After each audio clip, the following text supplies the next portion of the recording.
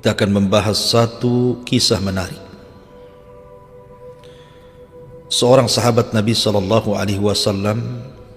yang berjalan dari satu negeri ke negeri berikutnya, hanya ingin mencari hakikat kebenaran. Seorang sahabat yang diberikan karunia dan melimpah nikmat yang begitu banyak, di mana orang tuanya orang yang sangat kaya raya, pemimpin kaumnya dan taat beragama, tapi dalam agama Majusi. Tapi sahabat ini meninggalkan itu semuanya, meninggalkan kekayaannya, meninggalkan kemegahan dunianya, dan rela berjalan dari satu negeri ke negeri berikutnya hanya untuk mencari kebenaran semata. Siapakah dia? Dia adalah sahabat yang menguasai ilmu awal dan ilmu akhir. Artinya dia menguasai kitab-kitab yang diturunkan oleh Allah Azza wa Jal sebelum Al-Quran, dan juga dia memahami betul apa itu Al-Quran. Dialah Salman Al-Farisi radhiyallahu anhu, yang ketika Nabi SAW ditanya, ketika membacakan ayat Al-Quran dalam surah Al-Jum'ah, wa akharina minhum lamma yalhaqu bihim wa huwal azizul hakim, dan juga kepada kaum yang lain dari mereka yang belum berhubungan dengan mereka, dan dialah yang maha perkasa lagi maha bijaksana. Sahabat bertanya, kalau penggalan ayat yang pertama, huwallazi ba'atsa fil ummiyina rasulan, dialah yang mengutus seorang rasul kepada kaum yang buta huruf. Sahabat paham yang dimaksud buta huruf di sinilah orang-orang Quraisy. Tetapi ayat tiganya, wa akharina minhum yalhaqu bihim, dan juga kepada kaum yang lain dari mereka yang belum pernah berhubungan. Maka Salman ketika itu hadir di majlis Nabi ketika membacakan ayat ini. Maka Nabi SAW mengatakan yang dimaksud wa akharina minhum lamma yalhaqu bihim adalah Salman. Kemudian Nabi SAW mengatakan, lau kana al-imanu ala Thuraya la yanaluhu rijalu minhum. Kalau seandainya iman itu berada di atas bintang Thuraya, tentu orang-orang seperti Salman ini dari kalangan Persia akan mengambilnya. Ma'asyiral muslimin yang dimuliakan Allah Subhanahu wa taala. Bahkan Ali bin Abi Thalib radhiyallahu anhu ketika memuji Salman Al-Farisi, dia mengatakan Salman Al-Farisi layaknya seperti Luqman Al-Hakim yang namanya dicantumkan di dalam Al-Quranul Karim. Bahkan sorga sangat merindukan tiga manusia. Pertama Ali bin Abi Thalib radhiyallahu anhu, dan yang kedua Ammar ibn Yasir radhiyallahu anhu, dan yang ketiga Salmanul Farisi radhiyallahu anhu. Karena kita tahu bahwa di permulaan dakwah, di permulaan Islam, justru penggerak-penggerak dakwah itu rata-rata bukan orang Arab. Salman dari Persia, Suhaib dari Romawi, dan Bilal dari Ethiopia Habasyah. Mereka lah as-sabiqun al-awwalun minal muhajirin, dari kalangan orang-orang muhajirin. Dan Nabi SAW menganggap mereka muhajirin. Walaupun Salman tidak hijrah dari Mekah ke Madinah, tapi hijrah dari Persia, Iran, Asfahan langsung menuju Madinah. Tapi Nabi menggolongkan Salman sebagai muhajirin karena bukan asli orang Madinah, Makanya dipersaudarakan dengan Abi Darda radhiyallahu anhu. Ma'asyiral muslimin yang dimuliakan Allah Azza wa Jalla, bagaimana kisah Salman Al-Farisi? Bagaimana perjuangannya? Bagaimana dia harus berpindah dari satu negeri ke negeri berikutnya? Bagaimana pula kemudian didolimi, kemudian dia menjadi budak dan dijual? Bagaimana dia menghabar atau mendapatkan habar akan kedatangan Nabi SAW? Bagaimana masuk Islamnya? Bagaimana torehan-torehan kebaikan Salman dalam Islam, dan bagaimana wafatnya? Inilah yang kita akan bahas 1 jam ke depan. Siapa Salman Al-Farisi radhiyallahu anhu? Ma'asyiral muslimin yang dimuliakan Allah Subhanahu wa taala, Salman Al-Farisi radhiyallahu anhu, dia berasal dari negeri Asbahan atau Asfahan, negeri yang di akhir zaman tempat munculnya Dajjal. Karena Dajjal akan muncul di Asfahan, di Iran, dengan 70.000 tentara Yahudi lengkap dengan toyalis di kepalanya. Di negeri inilah Salman dilahirkan, Asfahan, Iran. Dan negeri ini agamanya mayoritas penyembah api karena mereka Majusi. Dan Allah Subhanahu wa taala takdirkan Salman ini memiliki orang tua yang kaya raya, banyak kebunnya, banyak pekerjanya, dan dia juga pemimpin kaumnya dan orang yang paling taat dan ulamanya Majusi. Sehingga ayahnya Salman Al-Farisi radhiyallahu anhu ini mendidik Salman dan dikadar untuk menjadi ulama Majusi. Sampai akhirnya Salman pun dijadikan oleh ayahnya sebagai qayyimun nar, orang yang menjaga api Majusi selama 24 jam, jangan sampai padam. Karena kita tahu keyakinan Majusi bahwa cahaya itu adalah Rabb kebaikan, sebagaimana gelap itu Rabb kejahatan. Dan cahaya itu bisa didapat dengan api. Selama api itu masih nyala, maka cahayanya akan membawa kebaikan. Itulah keyakinan orang Majusi. Makanya Salman Al-Farisi radhiyallahu anhu dilarang untuk pergi dari tempat peribadatan dan disuruh untuk senantiasa menjaga api agar jangan sampai padam, karena itu Tuhannya. Sampai pada waktunya Salman Al-Farisi radhiyallahu anhu ini ditugaskan oleh ayahnya untuk mengawasi kebunnya, karena ayahnya ketika itu ada kesibukan yang lain. Dan Salman tidak pernah keluar dari tempat ibadahnya kecuali karena perkara-perkara mendesak.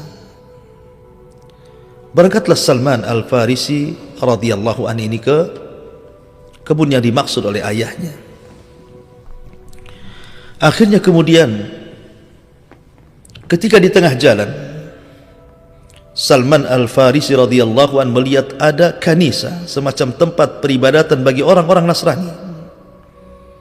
Terdengarlah suara dari kanisa, dari gereja itu, suara orang yang sedang beribadah atau suara orang yang sedang belajar agama. Tertariklah Salman Al-Farisi untuk mengintip apa sebenarnya yang dilakukan orang-orang dalam gereja itu. Rupanya dia melihat pemandangan bahwa di dalam gereja itu ada orang yang sedang salat dan sedang belajar agama. Dan setelah diperhatikan, salat dan agamanya jauh lebih baik dibandingkan agama yang selama ini dia peluk, maksudnya agama Majusi. Maka dia pun memberanikan diri masuk ke dalam kanisa, bertanya-tanya kepada uskup yang ada di situ, sehingga dia pun mendapatkan maklumat banyak tentang agama Nasrani. Tanpa terasa Salman pun kemudian sampai sore hari dan tidak jadi datang ke kebunnya. Pulanglah Salman. Tentu ayahnya bertanya, karena kan ayahnya kan menugaskan Salman, macam mana urusan di kebun, sudah selesaikah, ada masalahkah, kan seperti itu. Tapi Salman mengatakan, saya tidak berangkat ke kebun wahai ayahku. Kata ayahnya, kenapa? Kata Salman, di tengah perjalanan aku melihat ada sekelompok orang yang dinuhum wa salatuhum khairun min dinina wa salatina. Agama mereka dan salat mereka jauh lebih baik dibandingkan agama dan salat kita. Maka ayahnya membantah, bal dinuna wa salatuna khairun minhum ya Salman. Tidak, agama kami, salat kami jauh lebih baik dibandingkan mereka.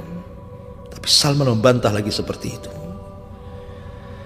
Sampai ada kekhawatiran ayahnya, kalau seandainya Salman terpengaruh dengan agama baru.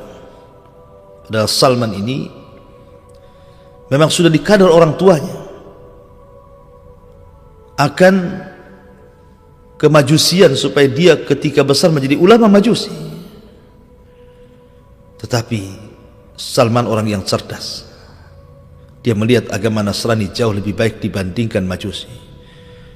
Makanya karena kekhawatiran Salman terpengaruh dengan agama majusi inilah, maka bapaknya merantai Salman dan memasukkan ke dalam kamarnya dan dilarang keluar. Maka selama Salman dikurung dan diikat itulah Salman mencari-cari tahu tentang agama itu lewat utusan, lewat pembantunya. Coba tanyakan kepada orang itu, di mana letak pusat pembelajaran Nasrani dan siapa uskup akbarnya.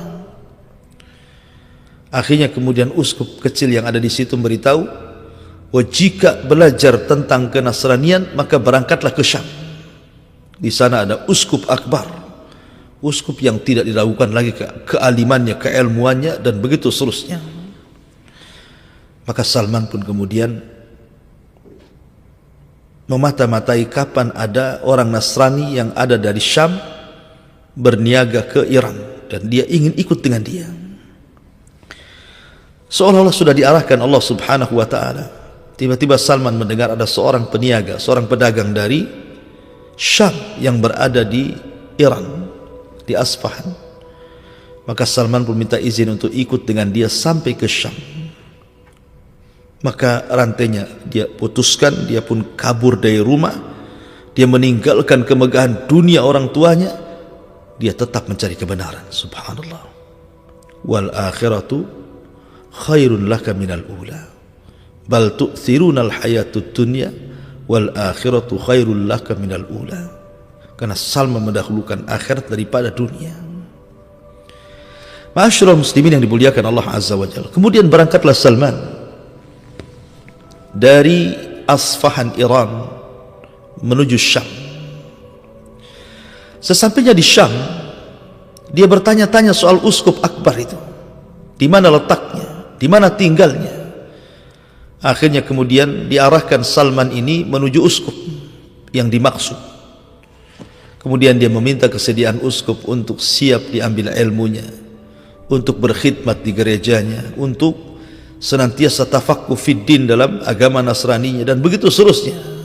Dan diizinkan Salman pun tinggal bersama uskup akbar di dalam kanisa di Syam. Tetapi Salman, ada hal-hal yang dia lihat dari uskup akbar itu berbeda. Rupanya dia bukan orang baik, dia rajulun su', dia orang jahat. Apa bentuk kejahatannya? Karena dia menganjurkan manusia untuk bersedekah kepada fuqara wal masakin, kepada orang-orang fakir dan miskin, untuk diambil sedekahnya. Tapi setelah terkumpul harta-harta bagi orang-orang fuqara wal masakin, justru tidak disalurkan, tapi disimpan untuk kepentingan sang uskup. Dan Salman tahu, tapi Salman takut mengemukakan karena takut dibunuh. Dia bukan orang situ, orang asing. Makanya kemudian Salman membiarkan sampai uskup akbar meninggal dunia. Ketika uskup akbar meninggal dunia, maka orang-orang pun menangis, karena ya bagaimanapun seorang ulama meninggal tentu sedih. Tapi Salman mengatakan, kenapa kalian harus menangis kepada uskup yang jahat ini? Maka orang-orang bangkit dan mengatakan, mana ada dia jahat, dia orang baik kami, dia pembesar kami, dia orang soleh kami. Kata Salman, kalau kalian tidak percaya, saya akan tunjukkan gudang hartanya. Sesungguhnya harta-harta yang ia ambil dari kalian tidak disedekahkan kepada fuqara wal masakin, tapi ada di gudang ini. Di Dibukalah gudang itu, rupanya isinya banyak perhiasan emas dan perak. Marahlah orang-orang, akhirnya kemudian mengikat jasad uskup ini dan merajamnya dengan batu. Kemudian setelah itu uskup akbar ini digantikan uskup akbar yang lainnya. Dan subhanallah, Salman suka dengan uskup ini karena dia taat, dia saleh, rajin ibadah, cerdas, wara, macam-macam ya. Tapi sayang, kebersamaan Salman dengan uskup yang baru ini tidak lama, karena sudah sepuh dan sudah tua. Maka dia pun kemudian mendekati waktu ajalnya. Tapi Salman kemudian, sebelum uskup akbar yang kedua ini menghembuskan nyawa terakhirnya, maka Salman meminta wasiat kemana lagi dia harus belajar Nasrani, ke uskup mana lagi yang ada di Syam ini. Tetapi uskup akbar kedua ini mengarahkan agar engkau belajar ke Musil.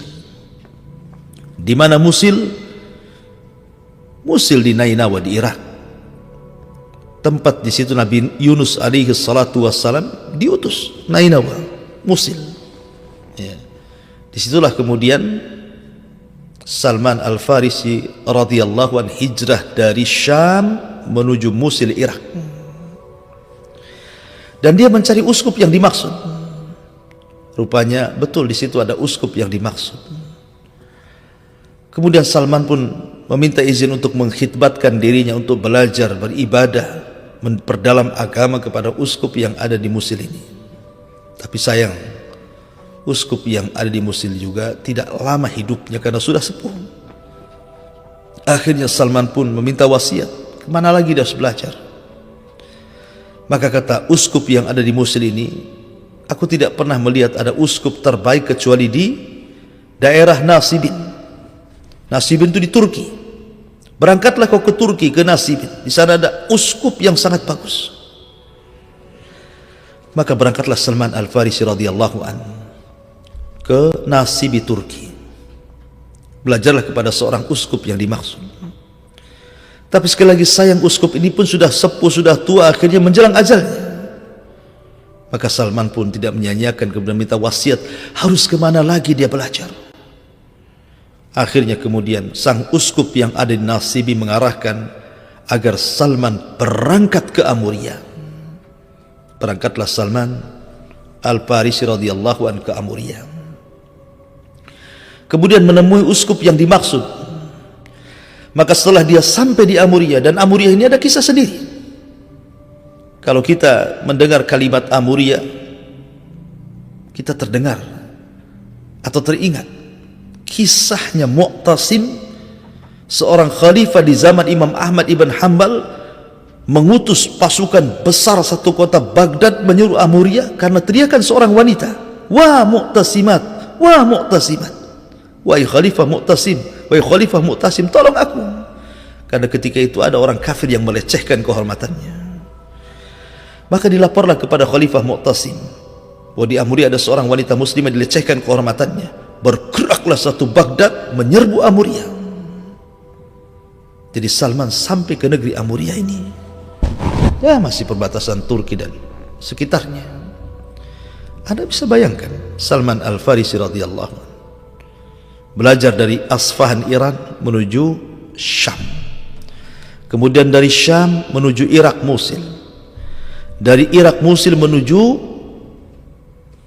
Turki, dari Turki Nasibi menuju Amuria. Ma'asyiral muslimin yang dimuliakan Allah Azza wa Jalla, setelah kemudian Salman pun belajar kepada uskup yang ada di Amuria, Allah takdirkan uskup itu pun sudah sepuh. Akhirnya dia berwasiat. Salman minta wasiat kemana lagi dia harus belajar, uskup mana lagi yang harus saya belajar. Maka kata uskup yang ada di Amuria, tidak perlu kau belajar lagi wahai Salman.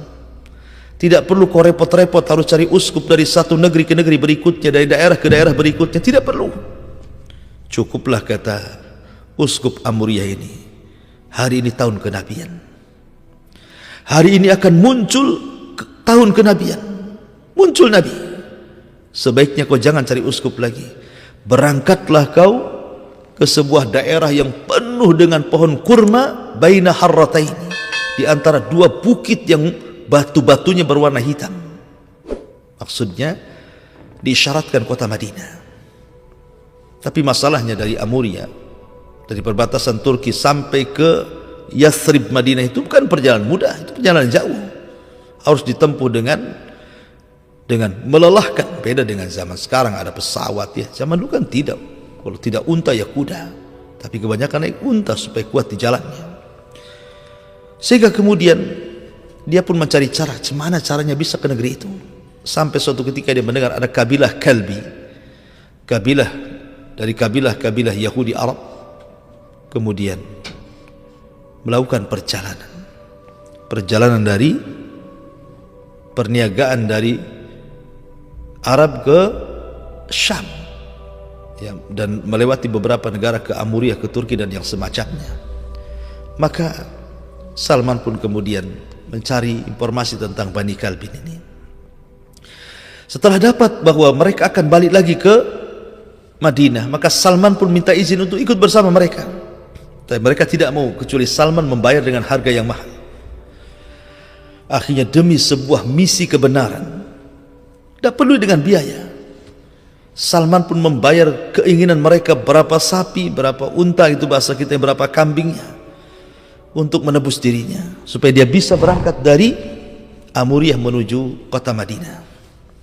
Berangkatlah Salman dari Amuriah menuju kota Madinah, dibawa oleh kabilah Bani Kalb.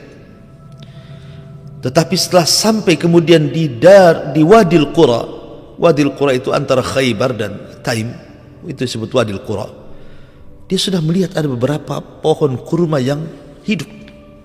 Ya, artinya bahwa dia melihat, oh ini sudah sampai.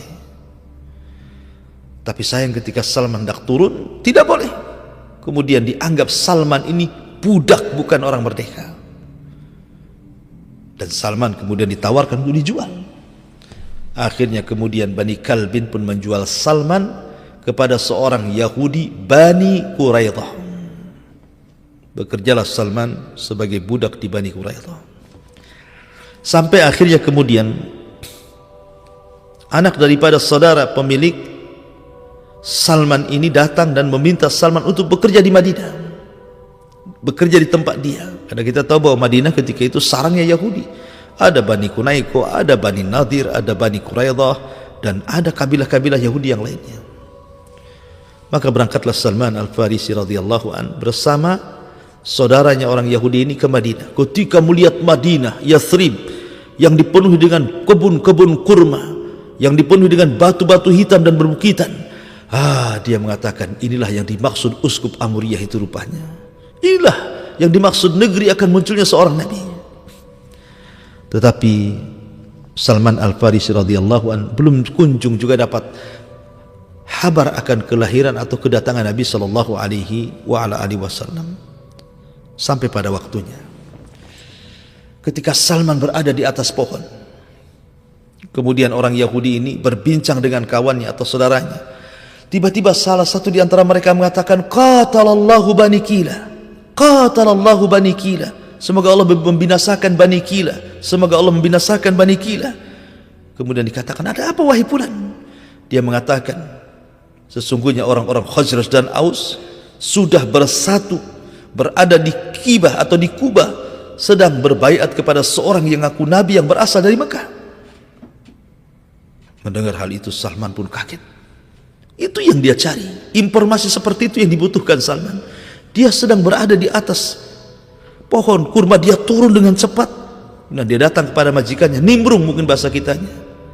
Apa cerita tentang Nabi itu?